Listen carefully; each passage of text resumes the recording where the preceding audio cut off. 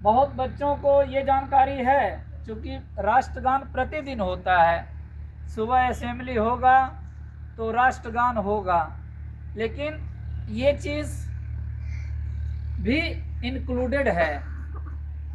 जब किसी सभा का शुरुआत होता है तो इसके माध्यम से करते हैं नेशनल एंथम जन गण मन अधिनायक जय हे से, और जब उसको समाप्त करना होता है तो वंदे मातरम से समाप्त की जाती है। ऐसी प्रथा रही है। लेकिन हम विद्यालयों में सुबह के राष्ट्रगान के समय सुबह के असेंबली के समय राष्ट्रगान गाते हैं और शाम को ऐसे ही छुट्टी कर दी जाती है। विशेषतः ये हमारे प्रधानमंत्री जी का देश के समस्त लोगों से आग्रह थी, क्योंकि 7 नवंबर 2025 को यह अपना 150 वर्ष पूर्ण किया है। तो यही 150 वर्ष के उपलक्ष्य में वंदे मातरम महोत्सव मनाने का संकल्प लिया गया है, जिसमें हम लोग वंदे मातरम का अभी हम लोग गायन किए और इस समारोह को मनाए। दूसरी बात, वंदे मातरम से जुड़ी कुछ बातें भी आप लोग को जानकारी होनी चाहिए। हम लोग वंदे मातरम तो हम लोग बोलते हैं, लेकिन इसे ये भी जानकारी होनी चाहिए कि इसे पहली बार कब गाया गया, किसने लिखा, और जो मुखड़े की एक 2 शब्द है वंदे और मातरम, ये किस लिए प्रयोग किया गया। तो 3 बातों को आपको बताएंगे और इसके बाद आज की सभा की समाप्ति करेंगे।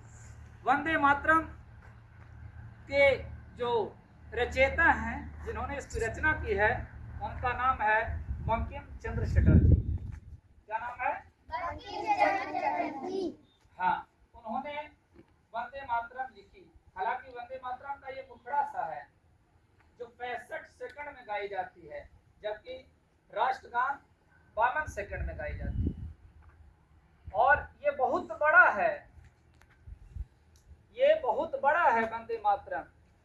4-4.5 मिनट ये पूरा इसको गायन करने में लगता है। दूसरी बात, सबसे पहले बार इसको जो है कांग्रेस की अधिवेशन थी, कलकत्ता अधिवेशन, जिसकी अध्यक्षता रहमतुल्लाह सयानी के द्वारा किया जा रहा था, उसी में सबसे पहली बार यह वंदे मातरम गाया गया था। बाद में जब देश हमारा आज़ाद हुआ तो 22 जुलाई 1947 को इसे राष्ट्रगीत के रूप में मान्यता प्राप्त हुई,